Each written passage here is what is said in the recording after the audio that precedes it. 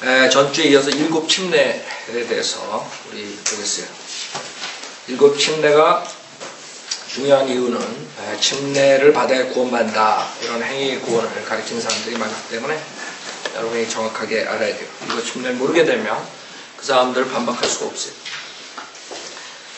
처음에 우리가 첫째 침례, 모세의 침례에 대해서 하고, 그 다음에 요한의 침례, 세 번째는 죽음의 침례. 마태복음 20장 보세요. 마태복음 20장. 죽음의 침례. 세 번째 침례는 죽음의 침례. 마태복음 20장 22절부터 보면 예수님께서 말씀하신 것이. 마태복음 20장 22절. 예수께서 대답하여 말씀하시기를 너희는 너희가 구하는 것을 알지 못하는도다. 내가 마시려고 하는 그 잔을 너희가 마실 수 있으며 또 내가 받는 그 침례를 너희가 받을 수 있느냐고 하시니 그들이 주께 말씀드리기를 우리가 받을 수 있나이다 라고 하더라. 주께서 그들에게 말씀하시기를 참으로 너희가 내 잔을 마시고 또 내가 받는 침례로 침례를 받으려니와 나의 오른편과 왼편에 앉는 것은 내가 주는 것이 아니요 내 아버지께서 예비하신 자들에게 주실 것이니라고 하시더라. 여기서 세베대 자녀들, 아이들이 주의 왕국에서 한 명은 오른편에, 한 명은 왼편에 앉게 해주소서, 이렇게 어머니가 얘기했죠. 그때 예수님께서 그것은 내 마음대로 하는 게 아니라 아버지께서 예비하신 자들에게 주실 거다. 그러나 그 침례는 받을 수 있다. 그렇게 얘기했죠. 침례. 그러면 이 침례는 물침례가 아니라는 걸 알 수 있죠. 왜? 주님께서 벌써 물침례는 받으셨어요. 그렇죠? 침례 요한이 주는 침례를 받았다고. 그럼 여기서 말하는 침례는 무엇이냐? 이것은 죽음의 침례예요. 주님께 십자가에서 그 유월절 양으로 죽으시는 하나님의 진노에 죽는 그 침례를 말하고, 그렇기 때문에 이 제자들도 사실 죽죠. 순교당한다고. 그래서 주님께서는 내가 받는 침례로 침례를 받으려니와 그랬다고. 그 제자들도 받을 수 있다 이거죠. 그래서 이 죽음의 침례는 지금 에베소서 4장에서 말하는 그 한 침례가 아니란 말이에요. 여러분이 침례 받아야, 죽어야지 구원받아, 이렇게 되는 거죠. 죽어야지 예수 그리스도의 몸의 일지체가 된다. 교회의 일지체가 된다. 이렇게 되는 거예요. 그래서 이 세 번째 침례도 사실 그 에베소서 4장에서 말한 한 침례가 아니에요. 그것은 죽음의 침례예요. 여러분, 노아의 홍수에서도 완전히 그 침례로 다 하나의 진노를 받죠. 그렇기 때문에 이 죽음의 침례는 그 한 침례가 아니고, 그 다음에 네 번째 침례는 사도행전 2장. 사도행전 2장에 나와요. 이게 가장 많은 교단들이, 거의 모든 교단들이, 바이오빌리오 빼놓고는 모든 교단들이 그 구원론을 가르칠 때 이 사도행전 2장 38절을 가르쳐요. 그래서 여러분들이 이것을 잘 모르게 되면 어떻게 돼요? 결국에는 침례를 받아야 구원받는다, 중생된다, 이렇게 가르칠 수밖에 없어요. 그 다음에 침례를 받아야 성령을 받는다. 왜냐하면 38절 그렇게 썼단 말이에요. 사도행전 2장 38절에. 그래서 이것은 네 번째 침례는 유대인의 침례, 그 다음에 사도의 침례, 베드로의 침례, 우리가 이렇게 얘기할 수 있죠. 그 당시에 사도들이 이 유대인들에게 주는 침례. 자, 37절부터 보면 그들이 이 말을 듣고 마음의 찔림을 받아 베드로와 다른 사도들에게 말하기를 형제 여러분, 우리가 어찌하여야 하리까? 라고 하니 베드로가 그들에게 답변하기를 회개하라. 그리고 죄들을 사함 받은 것으로 인하여 너희 각자는 예수 그리스도의 이름으로 침례를 받으라. 그리하면 너희가 성령의 선물을 받으리라. 자, 봐요.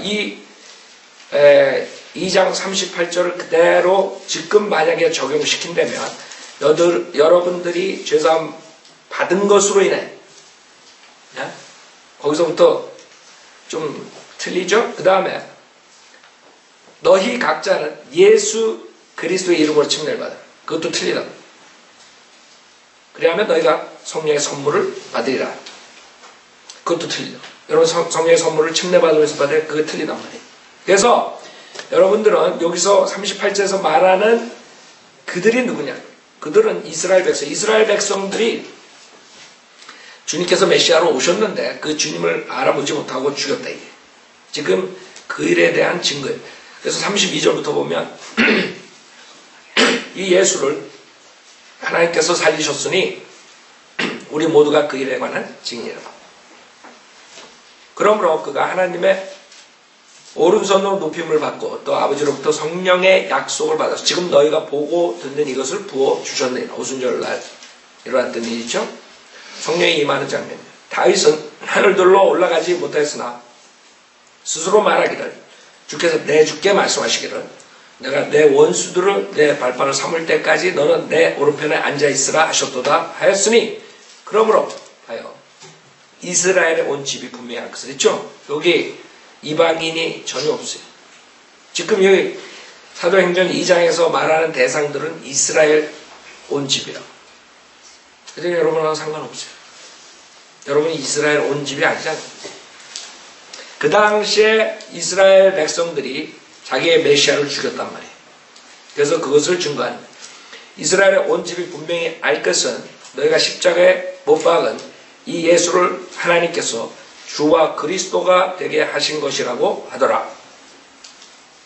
그들이 이 말을 듣고 마음에 찔림을 받아 베드로와 다른 사도들에게 말하기를 형제 여러분 우리가 어찌하여 하리까 라고 하니 그쵸? 니네가 죽였다 그리스도를 하나님의 아들을 니네가 죽였어. 그러니까 문제가 생긴 거예요. 큰일 났네 이거. 어떻게 하니? 그걸 물어보는 거예요. 여기서 사도행전 16장에서는 빌립보 간수가 뭐라 그래요? 에? 내가 구원을 받으려면 어찌하리까? 그러죠. 여기는 구원을 받으려면 어찌하리까? 아니죠. 그래서 이 이스라엘 민족적으로 이 메시아를 죽인 것에 대한 회개를 촉구하는 것이에요. 그 당시에 이 사람들이 구원을 받으려면 이렇게 해야 돼요. 그러나 지금 여러분들이 이렇게 해야 된다는 게 아니란 말이에요. 그 이스라엘 백성들이 이렇게 해야 돼요. 왜? 메시아를 죽였기 때문에. 그래서 베드로가 그들에게 답변하기를 회개하라. 그리고 죄들을 사함 받은 것으로 인하여 너희 각자는 예수 그리스도의 이름으로 침례를 받으라.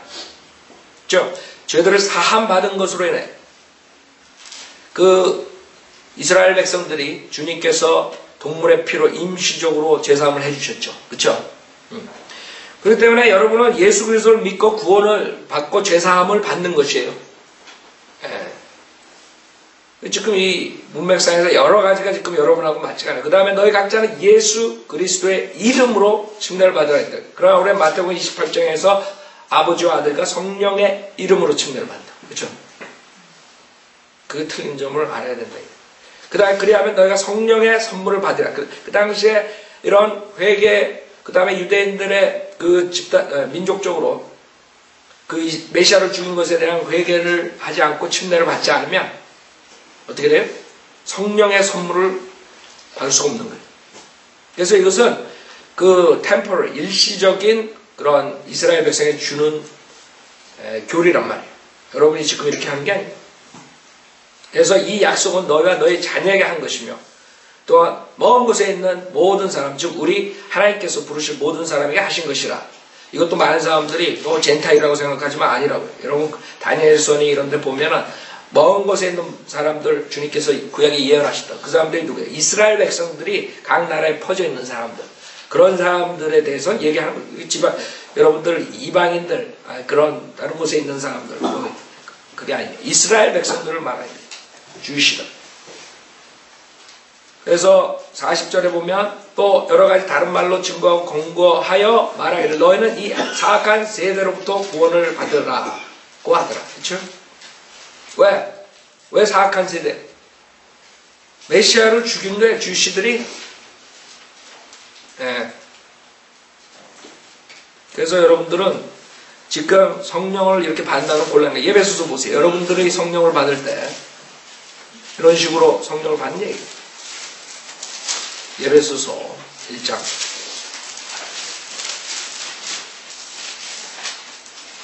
예배소 1장 13절에 보면 예배소 1장 13절 여러분 성령을 어떻게 받아요? 회개하고 침례를 받아야 돼? 그것도 주 예수 이름으로? 아니라고. 여러분은 예배소 1장 13절에 의하면 그분 안에서 너희도 진리의 말씀 곧 너의 구원의 복음을 듣고서 그분을 신뢰하였으니 또 너희가 그분을 뭐해? 믿고서 약속의 그 성령으로 인침을 받은 것이야. 여러분이 회개하고 침례를 예수님의 이름으로 받았을 때 성령이 들어온 게 아니에요. 성령이 인치는 게 아니에요. 아셨죠? 여러분 복음을 믿고 예수 그리스도를 믿고 약속의 그 성령으로 인침을 받은 것이. 갈라디아서 3장에도 마찬가지 똑같아요. 갈라디아서 3장 성령을 어떻게 받았느냐? 3장 2절 갈라디아서 3장 2절 여러분 성령 어떻게 받아요? 사도행 2장에 의해서 받는다. 다 모든 교단들 다 그렇게 가르쳐요. 그러니까 그 사람들은 실질적으로 말은 그래요. 종교개혁가들도 그걸 완전하게 몰랐기 때문에 성경을 그 사람들이 믿음만으로 구원받는다 그래놓고 그 다음에 또 침례를 강조할 수밖에 없는 거예요. 왜? 사도행전 2장 38절에 가서 넘어지니. 그렇기 때문에 캐톨릭에서 분명히 그게 아닌 줄 알고 나왔는데도 불구하고 그걸 정확하게 클리어하게 침례는 구원과 상관없다. 그렇게 완벽하게 성경적으로 그걸 못했기 때문에 그냥 그것은 믿음만으로 구원을 받는데 그 다음에 거기다가 또 플러스 이렇게 들어가는 거예요. 보면은 클리어하지가 않아요. 그 종교개혁자들이 그 침례에 대해서. 그 사람들이 머리로는 아는 거야. 분명히 믿음만으로 구원받는 거야. 근데 왜 그 사람들이 그 성례전에 대해서 강조하느냐, 카톨릭처럼? 그게 성경을 확실하게 모르기 때문에 그러는 거예요, 그 사람들이. 갈라디아서 3장 2절에 내가 너희에게서 알고자 하는 것은 오직 이것이니 너희가 율법의 행위로 성령을 받았더냐 아니면 믿음을 들음으로써냐. 여러분은 믿음을 듣고 믿었을 때 성령을 받는 것이 지금 오순절들이 말하는 것처럼 은사주의자들, 한국 사람들 은사주의자가 뭔지도 모르고 그래서 순복음교회 이래야지 한다고. 순복음교회 같은 사람들, 그 사람들은 그 부류들도 여러 개 다르게 가르치지만 아이디어는 뭐예요? 그 사람들은 성령을 받아야 된다. 이게 어떻게 알 수 있느냐? 그 랄랄랄랄라 그런 방언 이상한 마귀 방언을 해야지 성령 받았다는 증거라. 이렇게 또 가르치네요. 그렇죠? 성경에서 뭐라 그래요? 믿음으로 받는 거예요. 은혜 복음 시대. 그 당시에 초대교회 때 이스라엘 백성들처럼 회개하고 예수의 이름으로 침례받아서 성령을 선물을 받은 게 아니고. 그래서 여러분 마가복음 16장에도 주님께서 뭐라 그러세요? 그 사도들에게, 그 사도의 침례, 사도들이 그 당시에 초대교회 때 준 것이요. 마가복음 16장 15절에 보면 제가 가래가 많이 끓어가지고 여러분들 좀 불편하시고 이상하게 오늘 아침에 일어나자마자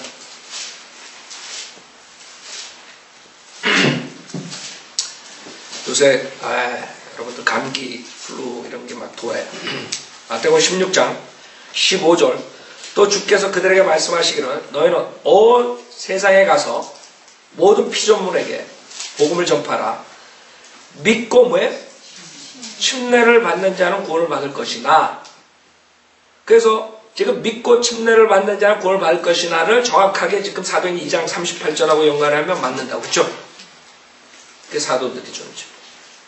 근데 잘 봐요. 그 뒷부분이 뭐예요?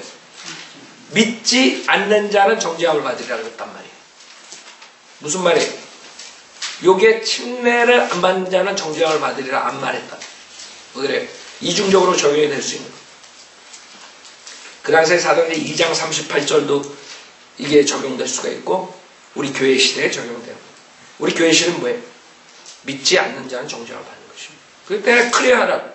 성경이 잘못된 게 하나도 없어요. 그 당시에 사도들이 이것을 행하고 표적들을 행했다 이거. 그러나 지금 이렇게 해가지고 침례를 받는 자가 구원을 받는다는 건 곤란한 거예요. 아셨죠? 다른 점들을 이게 가장 큰 문제 지금 여러분들 캐톨릭에서 왜 그렇게 가르쳤느냐 이런 것들 때문에 그렇게 되는 것이고 그 전주에 말씀드렸듯이 많은 사람들이 침례교 그러면 침례를 받아야 구원받는다 이렇게 가르친다 착각한다고. 그게 아니죠. 오히려 우리는 침례 받아야 구원받는다는 사람들은 이단이다 이렇게 가르친다. 침례 받아야 구원받는다는 것을 오히려 우리가 안 가르치는 것이고.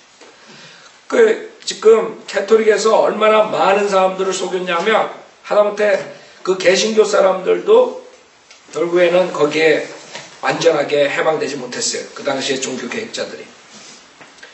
여기에 보면은 침례에 대해서 세례에 의한 구원, 근데 그 사람들은 침례도 아니고 세례, 그냥 물뿌림. 제 1257항에 세례가 구원의 필수적임을 주님께서 직접 확증하셨다. 이런 데서 해방을 하지 못한 것이 종교개혁가들도. 여러분들 생각하는 게 완전히 그동안은 우리도 개신교다, 프로테스탄트다 이렇게 생각하지만 바이블 침례교는 프로테스탄트가 아니에요. 여러분의 교회 역사를 보면 오히려 프로테스탄트들이 우리 침례교도들을 박해하는 것들이 나와요. 그러니까 많은 사람들이 침례교 그냥 하나의 장로교, 감리교 이런 사람들처럼 똑같이 개신교다. 천만의 말씀. 침례교는 개신교가 아니에요. 프로테스탄트가 아니에요.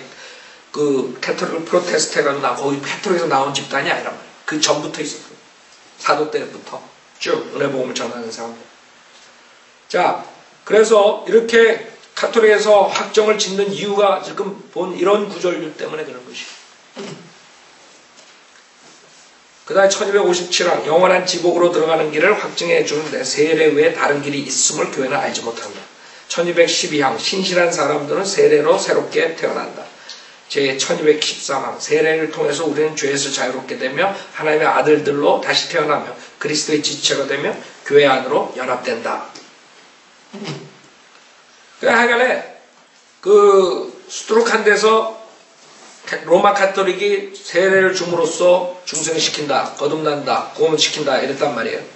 거기서 나온 사람들이 대표적인 인물들이 많지만 우리 교회 한국교회 장로교가 있으니까 우선 장로교 칼빈이 뭐라고 세례에 대해서 했냐면 기독교 강요 요약 79페이지. 그래서 주로 세례를 통하여 우리 주님과의 연합이 확인되므로 우리는 우리의 자녀들을 바르게 세례해 주어야 한다. 유아세례. 이렇게 못 빠져나온 거예요. 가톨릭이 이렇게 강하게 해버리니까 칼빈도 헷갈리는 거예요. 말로는 믿음으로 구원받는다. 그러나 이런 식으로 유아세례에 대한 얘기를 하면 어떻게 되겠어요? 그 제자들은. 유아세례 줄 수밖에 없지. 그래서 장로에서 여러분 유아세례 주죠. 이 아이들은 주님의 약속들의 영원한 언약에 이미 동참한 자들이야. 여러분 구원받은 아이들은 자동으로 영원한 언약에 들어와? 이게 장로교의 칼빈이 얘기예요. 생각해보세요. 이거랑 성회도를 믿는 사람이랑 가르치는 거랑 같아요? 절대 같을 수 없어요. 그 다음에 여기 창세기 17장을 레퍼런스 그 장으로 해놨는데 이게 창세기 17장이 뭐예요? 아브라함과 그 주님께서 언약의 표, 즉 할례에 대한 얘기거든. 그러니까 할례를 받아야 이렇게 된다. 얘기. 결국에 그 할례 대신해서 하는 게 뭐예요? 세례가 이 사람들은 그렇게 생각하는 거예요. 그러니까 어린아이들 낳자마자 할례 주듯이 우리도 똑같이 아이들 이렇게 함으로써 우리의 언약에 영원한 언약에 들어온다. 이게 똑같은 거예요. 결국에는 가톨릭하고 뭐가 틀려요. 그럴 때 이 사람들은 우리 침례교도를 죽일 수밖에 없어요. 이 사람들도 여러분 가톨릭만 침례교도를 죽인 게 아니에요. 종교 개혁자들이 침례교도를 죽였어요. 그 사람들은 그걸 모르는 거예요. 그러니까 침례교 개신교다. 천만의 말씀. 이 사람들은 국가교회, 여러분 국가교회가 얼마나 무서운 줄 알아요? 국가하고 종교, 정치랑 하나가 되는 거예요. 그래서 안 믿으면 죽이는 거예요. 국가교회가 얼마나 무서운 줄 알아요? 칼빈이 그랬다고. 국가교회 세웠다고. 그래서 가톨릭에서 나온 종교개혁자들이 사실적으로 다 국가교회예요. 영국교회 뭐예요? 국가교회. 네, 여러분들이 잘 알아야 돼요. 교회 역사를 들어가 보면 성현대로 믿는 사람들만이 실질적으로 2000년 동안 성현대로 한 사람들이지 개신교 이 사람들 조금 비스크름하게 나왔지만 실질적으로 성경적으로 맞는 게 엄청 적어요. 성경적으로 맞는 거 별로 없다. 근데 한국 사람들은 다 거기 쫓아가는 거예요. 그래서 여기 이 약속이란 주님께서 우리들의 하나님뿐만 아니라 우리의 후손들의 하나님도 되신다는 것이다. 이랬어요. 이런 걸 가리키는데 어떻게 우리랑 똑같으냐? 로마 카톨릭과 다를 게 뭐 있지?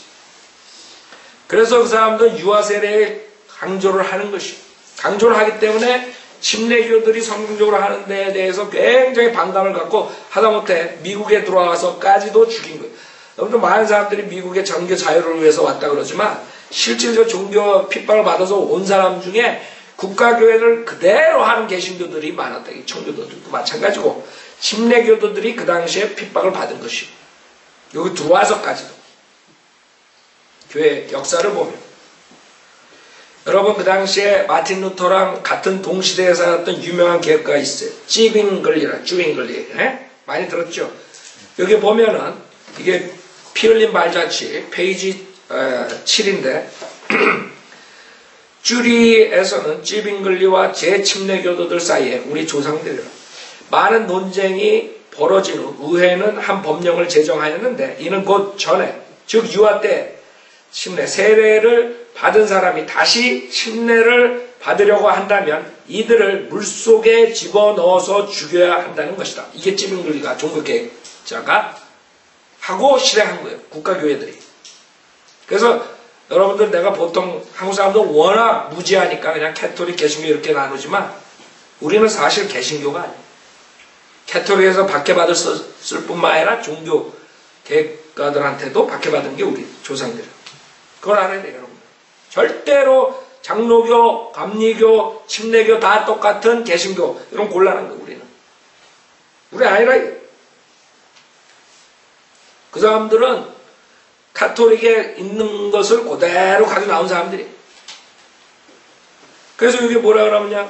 비엔나에서는 많은 침례교도들이 하나로 길게 이어진 쇠사슬에 매여 서로 뒷사람을 끌고 바닷물 속으로 들어가 모두 수장당하고 말았다. 아세요? 여러분들 이런 거를 얘기를 해도 그냥 다 똑같지 장로교나 감리교나 침례교나 여러분 조상이 어떻게 됐는데 여기에 트렌트 종교회의 의장 호시우스 추기경 캐톨릭들이 우리 침례교도들을 어떻게 봤냐면 잘 봐요. 침례교는 그냥 종교 계획자들처럼 1500년 1400년에 나온 사람들이 아니에요. 만약 침례교도들이 과거 1200년 동안에 비참한 고통을 겪지 아니하였거나 칼로 죽임을 당하지 아니하였다면 그들은 모든 개신교회들보다도 더 수가 많았을 것이다. 이게 호시우스 추기경이야. 트렌트 종교회의 의장이야. 무슨 말이에요? 이 사람도 침례교도들은 개신교회랑 틀리다. 그 다음에 침례교도들만이 우리 캐톨릭에서 나온 사람들이 아니라 과거 1200년 동안 계속 있었던 사람들이에요. 그걸 이 추기경이 증거한 거예요. 이런데도 불구하고 그냥 침례교가 뭔지도 모르는 침례교도들이. 네? 그래서 우리는 이러한 그 성경적인 전통을 위해서 목숨을 걸고 싸운 우리 조상들이 있기 때문에 이렇게 된 거예요. 네. 여러분이 잘 아는 콘스탄틴이 왜 침례를 왜 뒤로 밀었냐. 이 캐톨릭 교리가 있었기 때문에 침례 중생이라는 그런 교리들이 있었기 때문에 같은 심각한 의문이 여기 31페이지에 보면 같은 심각한 의문이 콘스탄틴의 머릿속에 일어나게 되었던 것이다. 즉 만약 내가 침례로 말미암아 내 죄를 씻고 구원을 받는다고 하면 침례를 받은 후에 범하게 될지도 모르는 내 죄는 어떻게 할 것인가. 그게 퀘스천입니다. 그렇죠? 여러분들 콘스탄틴은 계속 사람 죽여야 돼. 그럼 내가 침례받고 크리스찬이 되면 그 다음에 내가 죽인 사람들 그 죄는 어떻게 돼요? 그 고민했던 거예요. 네. 이와 같은 여러 가지 의문을 원만하게 해결할 수 없었으므로 콘스탄틴은 결국 교회들과 연합하기로 결심을 하였으나 침례만은 자기가 범한 모든 죄를 한꺼번에 씻어버릴 수 있도록 죽기 직전에 받기로 결정하였다. 그래서 그는 죽기 직전까지 침례를 받지 않았던 것이다. 무슨 말이에요? 그 당시에 AD 300년에 벌써 이런 침례 중세의 교리가 만연됐다는 거예요. 침례를 받아야 죄사한 말이에요. 여러분들은 침례가 얼마나 중요한지 모르고 그것 때문에 우리 침례교도들이 얼마나 고통을 받았는데 1506년 스위스의 제네바에서 칼빈이 처음으로 장로교회를 조직한 지 19년 만에 그의 제자 존 넉스가 스코틀랜드의 최초의 장로교회를 설립하였고 그 후 32년이 지난 1592년 장로교회가 스코틀랜드의 국교가 되었다. 아니에요? 우리 침례교랑 장로교랑 같은 게 아니에요. 이 사람들은 비성경적이에요. 종교를 국교로 만들면 어떻게 되는 줄 알아요? 살인을 하는 거예요. 그래서 칼빈도 살인한 거 카톨릭처럼 장로교로 안 들어오는 사람 죽이는 거예요. 처형시키는 거예요. 화형시키는 거예요. 그게 이 유튜브에 많이 요새 좀 나오죠. 장로가 칼빈이 사람 죽인 것들 뭐 이런 것들.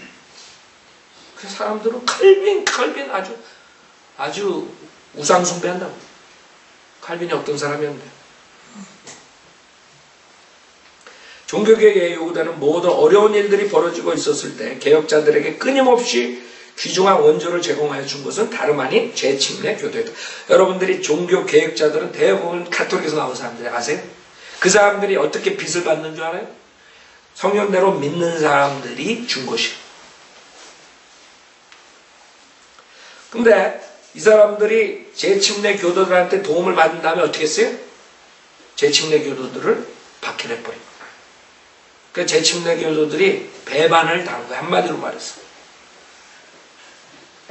여러 가지 다른 이름으로 불리고 있었던 이 사람들은 그들 자신의 험난한 운명에서 벗어나 자신들을 구원할 수 있는 길을 찾고자 그들의 피난처에서 나와 개혁자들과 함께 용감히 싸웠다. 즉 그 재침례 교도들이 이런 개혁자들과 함께 돼가지고 싸운 거예요. 누구를 상대로? 카톨릭을 상대로. 그렇죠? 그러나 그들의 기대는 처참한 실망으로 끝나버리고 말았으며 오히려 자기들을 핍박하는 또 다른 적을 갖게 된 것이다. 이게 개혁자들이라고. 루터교회나 장로교회 둘 다 모교회인 카톨릭의 많은 악습을 그대로 개성하였는데 그중 하나가 국가교회였다. 그렇게 되는 거예요. 국가교회를 만들면 핍박하는 거예요. 다른 종교들. 이 두 교파는 곧 국교가 되었고 그들은 모교회보다는 조금 덜하다 할지라도 모교회 카톨릭보다 덜하다 할지라도 곧 핍박을 일삼게 되었던 것이다. 이게 우리 침례교도들의 운명이에요. 자, 그래가지고 그 유럽에서 종교의 자유를 위해서 넘어온 사람들이 그 많은 그룹들인데 그 중에 대표적인 그룹이 퓨리탄, 청교도라고 불리는 회중교회, 그 다음에 또 나중에 장로교회들 이 두 그룹들이 나왔어요. 근데 이 사람들이 어떻게 했느냐?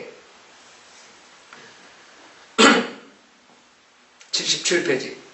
이리하여 수많은 회중교회 교인들과 장로교회 교인들 그리고 성공의 교인들이 자신의 양심이 명하는 대로 하나님을 경배할 수 있는 특권을 찾아왔던 이곳 미국 땅에는 곧 법으로 제정된 새 교회가 설립되었다.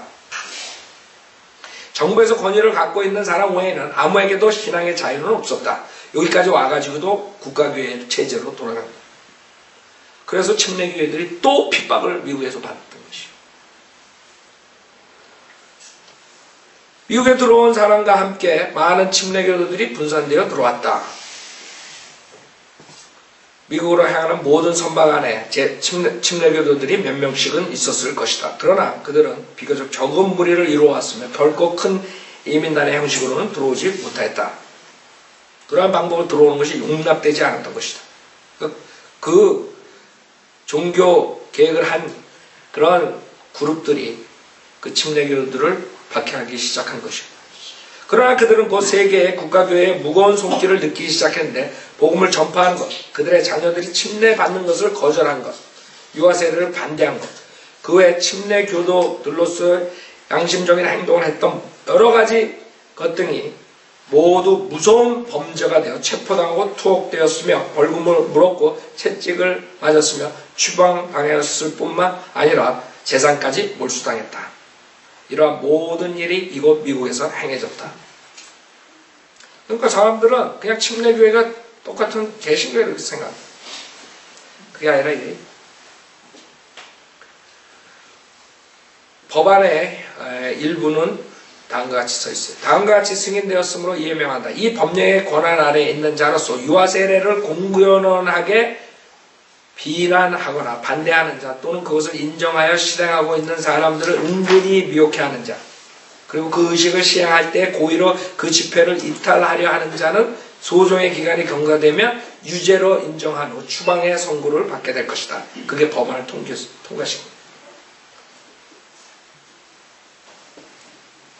그게 매사추세츠 베이 식민지가 지정된 지 20년이 되기 전에 그곳에 국교가 된 회중교회는 침례교회 및 다른 교파를 배척하는 법령을 통과시켰다. 이거. 실질적으로 회중교회는 시작은 장로교, 감리교 이런 데보다 더 성경적이었으나 똑같이 국가교회식으로 빠지면서 우리 침례교도들을 탄압하게 됩니다. 그래서 우리 침례교회 그 교회가 실질적으로 이제 나중에 된 건 1638년 뭐 이렇게 해가지고 두 사람의 리더들이 존 클라크 목사랑 라저 윌리엄이 이제 하는 거예요. 그런 식으로 해가지고 침례교도들이 이제 교회로 하는 그런 것들이 미국의 침례교회 역사가 되는 거예요. 그래서 여러분들은 우선 그 사도행전 2장 38절 이런 걸로 인해서 많은 사람들은 그 침례 중생과 그 다음에 유아 세례를 그 사람들은 생각했던 거예요. 그 다음에 구약의 그 할례 받는 것과 연관시켜서 영원한 언약으로까지 생각했던 거예요. 그게 증거예요. 그래서 여러분들이 그 당시에 굉장히 큰 일을 한 종교 계획가들이지만 카톨릭의 그런 것을 반대하는 건 큰 일이에요. 그 당시에 그쵸? 큰 거였어요. 그러나 우리가 성경적으로 지금 돌아다 보면 카톨릭에서 많은 악행한 것을 그대로 가져나와서 했던 사람들이. 그러니까 이 한국 사람들은 장로교 그러면 아주 굉장히 아주 뭐 위대한 무슨 교단인 줄 알아. 자기의 조상들이 어떻게 된 걸 모르고. 그래서 우리는 정확하게 알아야 돼. 그래서 우리 침례교도들은 개신교도 아니고 카톨릭에서 나온 사람들도 아니라 우리만 침례를 받아야지 구원받는다는 것을 가르치지 않는 사람들. 믿음만으로 구원을 받는다. 믿음만으로 성령을 선물로 받는다. 이렇게 가르치는 사람들. 그 다음에 다섯 번째 이방인의 침례 있어요. 이것이 우리가 주는 침례, 물침례. 사도행전 10장 다섯 번째 침례. 그래서 우리가 아까 말한 것처럼 유대인의 침례, 사도행전 2장 38절이 에베소 4장에 나오는 그 한 침례가 될 수 있어요, 없어요? 될 수 없죠. 그것은 그 당시에 있었던 것이 이스라엘 백성들, 초대교회 때. 그래서 지금 우리가 계속적으로 에베소 4장에 나오는 한 침례를 찾는 것이 그 침례를 받아야지만 교회의 일지체가 되는 그리스도의 몸의 일지체가 되는 것이죠. 교회 안에 들어오는 것이죠. 그 지옥교를 말하는 게 아니라 보이지 않는 교회를 말합니다. 그리스도의 몸을 말합니다. 그쵸? 그걸 지금 찾는 거예요. 그게 있어야지만 구원을 받는 것이죠. 그리스도의 몸의 일지체가 되는 거예요. 여기까지 없었어요. 지금 다섯 번째 이방인의 침례. 사도행전 10장 43절에 보면 베드로가 코넬료 집에 가가지고 이제 설교하는 장면이에요. 코넬료는 이방인이. 그래서 이방인들이 구원받는 장면이 사도행전 10장에 나와요. 여러분 10은 젠탈 이방인의 숫자죠. 10. 그래서 이방인들은 카운트할 때 1, 2, 3, 4, 5, 6, 7, 8, 9, 10 그렇게 나갑니다. 43절 그분에 대하여 모든 선지자도 증거하기를 누구든지 그를 믿는 자는 그의 이름으로 말미암아 죄들의 사함을 받으라고 하였네요. 아까 거랑 조금 틀리죠. 사도행전 2장 38절 지금 성령 충만한 베드로가 지금 설교를 하는데 사도행전 2장 38절하고 조금 차이가 나는데 여기에서 뭐라 그래요? 뭐라고 얘기를 하려고 그랬어. 근데 성령님께서 딱 스탑 시킨 거예요. 네. 뭐라고 스탑 시킨 거예요? 성령님께서 주시는 거예요. 그래서 여기서 분명히 사도행전 2장 38절처럼 설교가 끝나지 않았다. 사도행전 2장 38절에서 베드로는 회개하라. 그쵸? 그리고 침례를 받아라. 주 예수 그리스도의 이름을 침례 받아. 그러면 성령 선물을 받아라. 이렇게 설교했는데 여기서는 그렇지 않았죠. 회개하라. 그 다음에 침례를 받아라. 그래 성령 받는다. 이런 식으로 얘기 안 했어요. 그게 틀린 점. 그걸 알아야 돼. 이게 지금 우리가 주는 침례라. 물침례. 그래서 44절에 베드로가 아직 이런 말을 하고 있을 때 성령께서 그 말씀을 듣는 모든 사람에게 임하시더라. 그러므로 베드로와 함께 온 모든 할례 받은 믿는 자들이 성령의 선물을 이방인들에게도 부어주심을 보고 놀라니 이는 그들이 방언으로 말하며 하나님을 높이는 것을 들음이라. 그때 베드로가 대답하기를 이 사람들이 우리와 마찬가지로 성령을 받았으니 어느 누가 물로 침례받는 것을 금하리요 하며 주의 이름으로 침례를 받으라고 그들에게 명하더라. 그들은 베드로에게 며칠간 더 머물기를 간청하더라. 잘 봐요. 똑같은 사람이 유대인들에게 설교했을 때랑 이방인들에게 설교했을 때랑 틀린 점들을 여러분이 볼 수 있잖아요. 우선 성령의 선물을 침례를 받아서 받았어요? 아니면 그냥 받았어요? 믿었을 때. 믿었을 때 받은 거예요. 오히려 침례는 성령을 받고 난 다음에 받았어요. 그렇죠? 그럼 사도행전 2장 38절 완전히 무너져 버린 거예요. 이거랑. 그러니까 차이가 있다는 걸 알아야 돼요. 성경을 그래서 나눠서 공부하는 거예요. 사도행전 2장 38절 가지고 설교하면 다 망가진 거예요. 그래서 여기서는 성령을 주님께서 주시고 그 다음에 침례를 줬다. 그 다음에 침례 줄 때 예수 이름으로 침례를 받으라. 이렇게 48절에 얘기했어요. 아니라고요. 주의 이름으로 침례를 받으라. 주의 이름으로 침례를 받으라는 것은 마태복음 28장에서 우리에게 명령한 것이랑 똑같은 거예요. 잘 보세요. 마태복음 28장. 그게 지금 여러분이나 저나 받은 것이 마태복음 28장에 의해서 주님께서 마태복음 28장에 뭐라고 말씀하시냐 명령하셨죠. 마태복음 28장 19절에 마태복음 28장 19절에 그러므로 너희는 가서 모든 민족들을 가르치고 아버지와 아들과 성령의 이름으로 침례를 주며 그렇죠? 침례를 줄 때 아버지와 아들과 성령의 이름이에요. 단수라고. 단수. name. 아버지와 아들과 성령의 이름으로 침례를 주며 그랬다고. 그래서 사도행전 지금 10장에 주의 이름으로 침례를 받으라고 했을 때 삼일체 주님이 다 들어가는 거예요. 성령님도 주님이고 아버지도 주님이고 예수님도 주님이에요. 그렇기 때문에 사도행전 2장 38절에 예수의 이름으로 침례를 받는 것과 차이가 있다는 거예요. 아셨죠? 그때 이것이 지금 우리 이방인들이 받는 침례예요. 그러나 이 침례는 무엇이냐? 여러분들이 침례를 받아야 구원을 받는다. 네? 그러면 고린도 전서에 여러분 한번 보세요. 고린도 전서 1장. 말이 안 되는 거죠.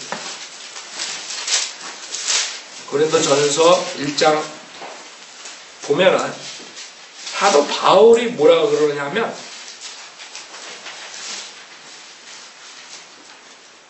잘 봐요. 17절 고린도 전서 1장 17절 그리스도께서 침례를 주게 하려고 나를 보내신 것이 아니라 복음을 전하게 하려고 보내셨구나. 과거에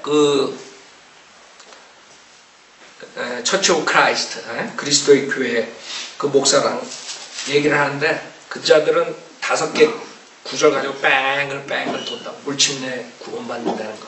다 사실 로마서 6장 지금 예배소서 4장 이런 거 하면서 결국엔 물침례를 받아야지 구원받는다. 이런 걸 가리키는 자들이.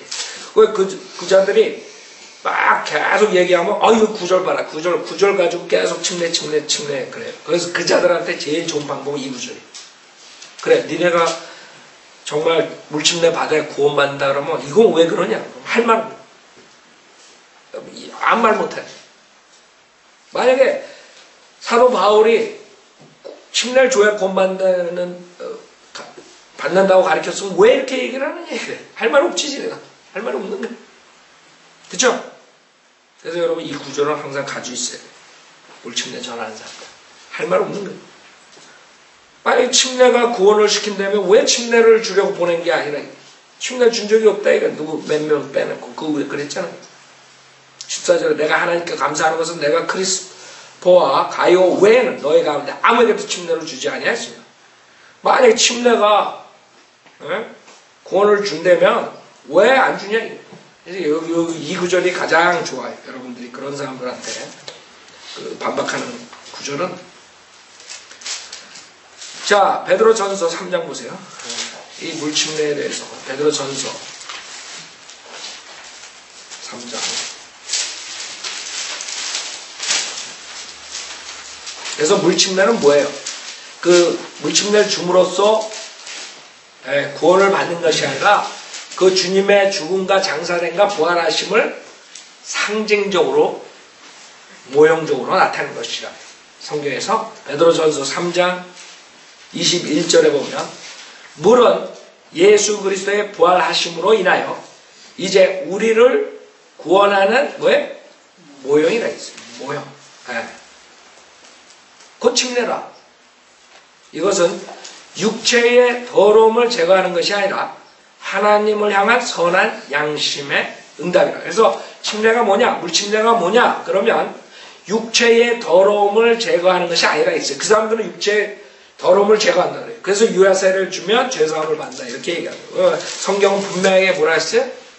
육체의 더러움을 제거하는 것이 아니라 여러분 예수님을 믿었을 때 죄사함을 받는 것이에요. 그래서 침례는 구원하는 모형이에요. 주님과 같이 죽었다, 장사했다, 부활했다는 것을 상징하는 것이죠. 구원받은 사람들이, 죄사함을 받은 사람들이 공개적으로 여러분이 이제 구원받았다는 것을 공개적 신앙 고백하는 거지, 구원을 받고 있는 것을 신앙 고백하는 게 아니에요. 내가 지금 이 침례를 받으면서 구원 지금 받았다가 아니라 내가 예수 믿고 구원 받았으니까 이제는 내가 여러분들 앞에 그다음 구원 받은 사람으로서 이렇게 주님같이 죽었다, 장사를 부활했다는 것을 모형으로 보여주는 거예요. 신앙 고백하는 거예요.